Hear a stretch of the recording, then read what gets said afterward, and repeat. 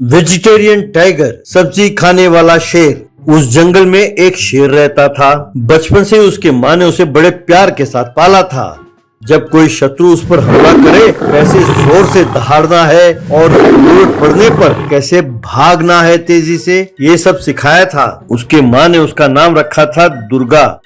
एक दिन दुर्गा को अपने नाम का मतलब नहीं समझ में आया तो उसने अपने माँ से अपने नाम का मतलब पूछा। तब शेरनी की माँ, बेटे, कई युगों से हमारा खानदान माता दुर्गा की सेवा करता आया है। हमारे खानदान को ही ये नसीब हुआ है कि हम दुर्गा माता का वाहन बने, इसीलिए मैंने तुम्हारा नाम दुर्गा रखा है। यूं कहा भक्ति के साथ। बचपन से ही दुर्गा के मन में बहुत सारे सवाल उठते थे। ये ऐसा क्यों है, ये वैसा क्यों नहीं है, यूं अपने माँ से और दूसरे शेरों से सवाल करती रहती थी।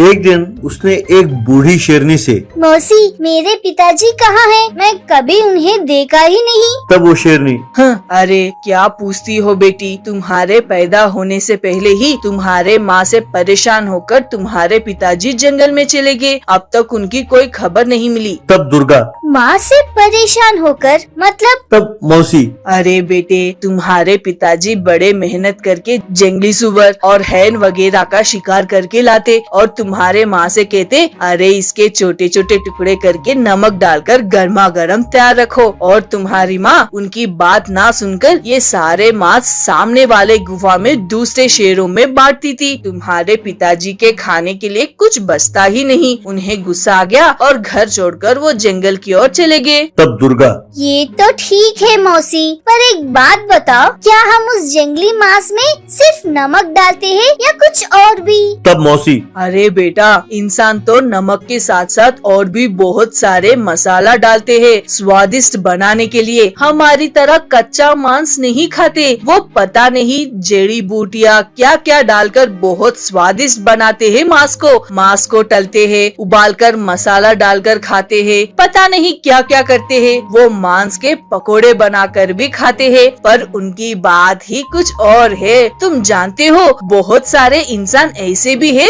जो मांस बिल्कुल नहीं खाते। वो सिर्फ घास पत्ते वगैरह खाते हैं। वो तो खेतों में उगने वाले लौकी, बैगन जैसी सब्जियों में बहुत बढ़िया मसाला डालकर खाते हैं, उसे आग में पकाकर खाते हैं। उस सब्जियों का जो स्वाद होता है, अरे वाह। दुर्गा हैरान हो गई। वो पूछने लगी, पर मौसी, तुम ये सब कैसे जानती हो? तब मौसी, अभी कुछ दिन पहले एक आदमी जंगल में गुजर रहा था। मैं उस पर झपटी और उसको खाने लगी। तब उसके पेट में से मसालेदार सब्जियां निकली, बड़ा स्वादिष्ट था। तब से मैं और आदमी के आने का प्रतीक्षा कर रही हूँ। तब दुर्गा, अच्छा, तो मैं भी बैगन का भरता खाना चाहती हूँ। मैं भी गांव में जाती हूँ। कहकर वहाँ से भागने लगी।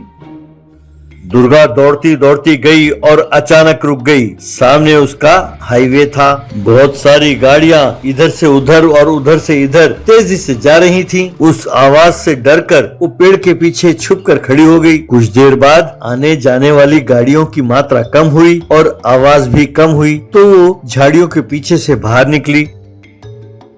ठीक उसी समय एक पुलिस वाला एक आदमी के गिरेबान को पकड़कर उसे ले जा रहा था और कह रहा था, क्यों रे कमीने, हर रोज तुम कितनी चोरियां करते हो? चोरी करते हो, पकड़े जाते हो, 1 महीने के लिए जेल में पड़े रहते हो, बाहर निकलकर फिर चोरी करते हो। यूं कह ही रहा था कि तभी दुर्गा आकर उनके सामने खड़ी हुई। पुलिस वाले ने उसे देखा और कहने लगा, बाप रे शेर, कहकर गंगू को छोड़कर वहाँ से भाग गया।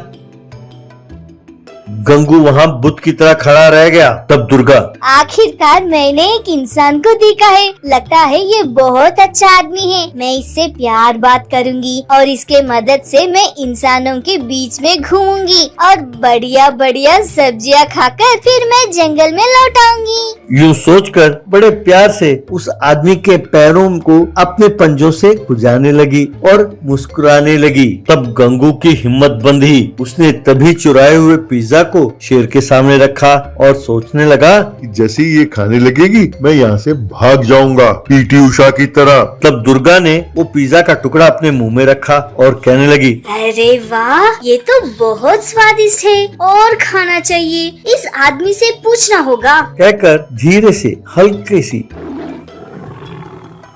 करके दहाड़ने लगी। गंगू की और हिम्मत बंधी। ये क्या, ये शेर मुझ पर हमला करने की बजाय पालतू बिल्ली की तरफ मेरा पैर खुजा रही है। वहाँ दुर्गा भी ये सोचने लगी, मैं इससे बात कैसे करूं? इंसानों की बोली तो मुझे आती नहीं और ये मेरे दहाड़ को गलत ना समझ बैठे। हे दुर्गा माँ, बस आज एक दिन के लिए मुझे इंसानों की बोली सिखा दो। कहकर आंख मूंद कर प्रार्थना करने लगी। तब गंगू ये देखकर, अरे ये तो बिल्ली है, बस बहुत बड़ी बिल्ली है। कहते हैं ना, आंखें मूंद कर बिल्ली ने दूध पी ली।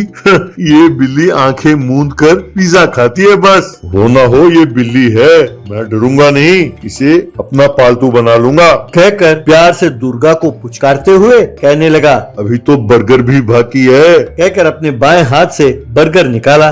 सॉरी, ये चिकन बर्गर नहीं है, ये प्योर वेजिटेरियन है। दुर्गा ने वो भी खाया और कहने लगी, कोई बात नहीं, मैं प्योर वेजिटेरियन हूँ, शाकाहारी। तब गंगू दंग रह गया। कहने लगा, तुम बोल सकती हो? तब मुस्कुराती हुई दुर्गा। हाँ हाँ। तब गंगू, और यूं दांत क्यों दिखाती हो लोगों को डराने के लिए? तब दुर्गा, ये मैं मुस्कुरा रही हूँ। मुझे तुम्हारे रोटियाँ सब्जियाँ खाने का दिल कर रहा है। तब गंगू बस इतनी सी बात, तो चलो मेरे साथ। कहकर शेर के साथ साथ पैदल जाने लगा। सीधा एक ढाबे में गया। उन्हें देखकर वहाँ खा रहे लोग सब कुछ छोड़कर तितर बितर हो गए। कैश काउंटर के पास बैठा हुआ बूढ़ा आदमी शेर को देखकर बेहोश होकर वहीं गिर गया। सिर्फ एक वेटर था जो थर थर कांप रहा था। तब गंगू, अरे डरो मत, ये शेर नहीं, मेरी पालतू बिल्ली है। एक काम करो, एकदम बढ़िया सा वेज मंचूरिया, वेज फ्राई, बैंगन भरता, यूं सारी सब्जियां एक एक बाटी भर कर लाओ और साथ साथ ढेर सारी रोटियां ले आना। यूं कहा। तब वेटर ठीक है साहब कहकर अंदर की ओर भागा। तब गंगू दुर्गा से, प्लीज टेक योर सीट कहकर वो कैश काउंटर के पास गया और जितने पैसे थे वहाँ सब अपने जेब में ठूंस लिया। तब वेटर ने आकर उनके सामने सब कुछ रखा। तब गंगू दुर्गा से, अब शर्माओ नहीं, दबा कर खाओ। दबाकर खाने के बाद दुर्गा अपना मुंह पोंछने लगी कि तभी बहुत बड़े सायरन के साथ पुलिस की गाड़ियां आकर वहां रुकी। तब गंगू, दोस्त भागो भागो, वरना ये इंसान तुम्हें जीने नहीं देंगे। कहकर खुद वहां से भाग गया। दुर्गा भी कुर्सी मेज के ऊपर से फांदते हुए जंगल की ओर भाग गई।